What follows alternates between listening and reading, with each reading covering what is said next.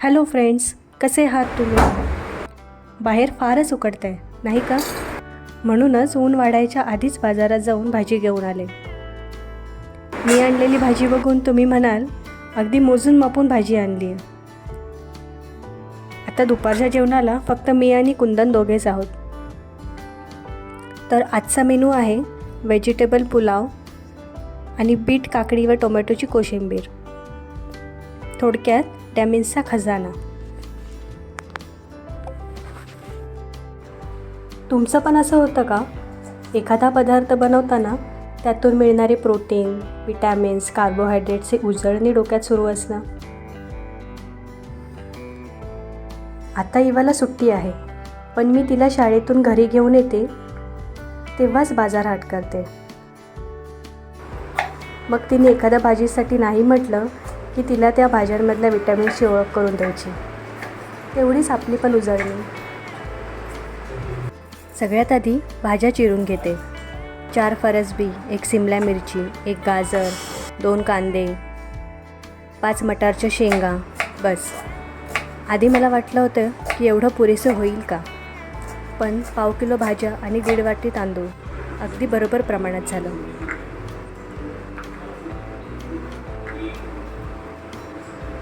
या चिरलेल्या भाज्या किती सुंदर आणि कलरफुल दिसत आहेत.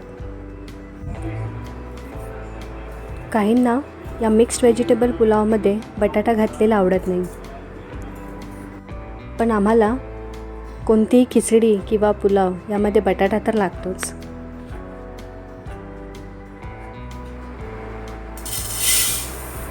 आता मी लंगडीत 1.5 वाटी तांदूळ घेतलेत. तांदूळ स्वच्छ धुवून घेते आणि मग थोडा वेळ भिजत ठेवते.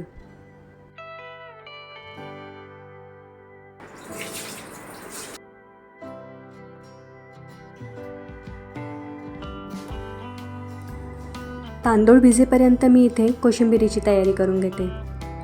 सर्वात आधी बीट सोलून घेते आणि मग काकडी सोलायला घेते. मग किसणीचा वापर करून काकडी आणि बीट छान किसून घेतलं.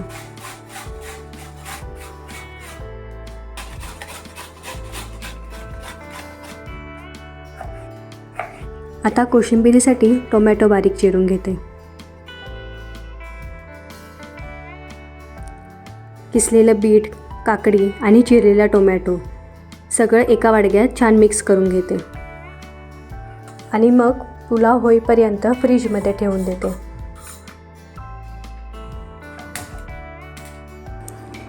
चला आता फोडणीला लागूया. यासाठी आधी मी कढईत तेल घातलं. तेल गरम झाल्यावर त्यावर जिरं घातलं. जिरं तडतडल्यावर त्यावर प्रत्येकी 4 लवंग आणि काळी मिरी घालून घेतली. मग त्यावर कांदा घालून हलकासा परतून घेतला.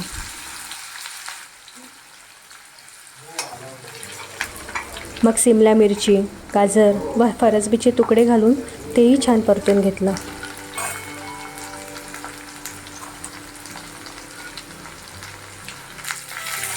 मी एका रेसिपीच्या पुस्तकात वाचलं होतं की पुलाव बनवताना मटारला तेल लावून घेतलं की शिजताना त्याचा रंग तसाच राहतो. सो मी आज ते करून बघते.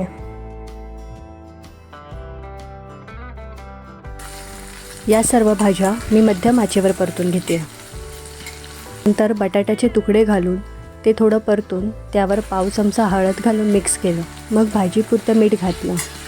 भाज्या, बटाटे सर्व परतून झाल्यावर त्यावर झाकण ठेवून मंद आचेवर एक वाफ येण्यापुरतं ठेवलं.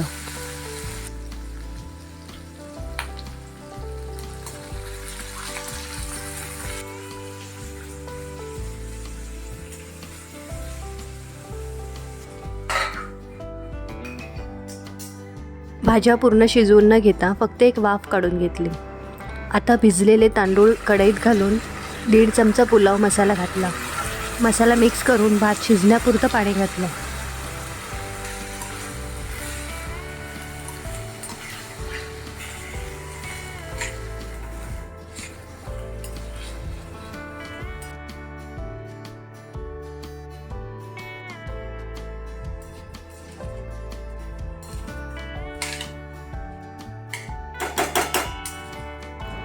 तांदूळ भिजलेला असल्याने जास्त पाण्याची गरज नाही.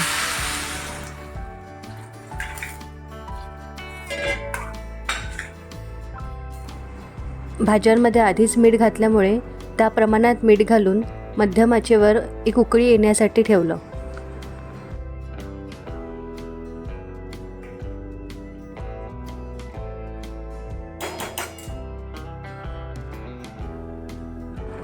एक उकळी आल्यानंतर कढईवर झाकण ठेवून मंद आचेवर भात शिजण्यासाठी ठेवून दिला.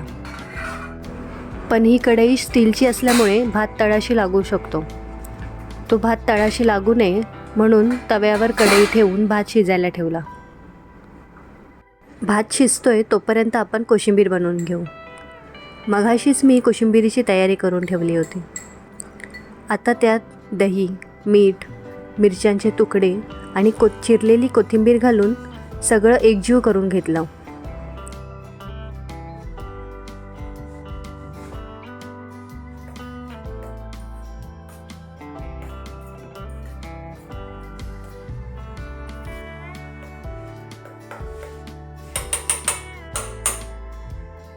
आपला पुलावसुद्धा तयार झाला आहे.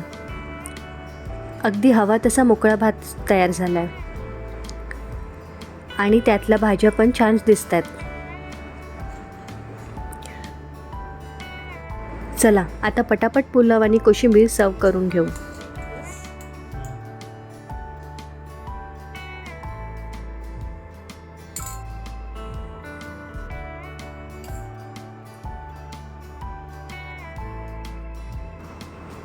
अशा प्रकारे गरमागरम पुलाव आणि थंडगार कोशिंबीर कुंदनला खायला दिली. न आवडणाऱ्या भाज्या आणि कोशिंबीर खायला दिल्यानंतर त्याचा चेहरा अगदी बघण्यासारखा झाला होता. पण अशा हेल्दी फूडसाठी असा चेहरा बघणं मला चालेल.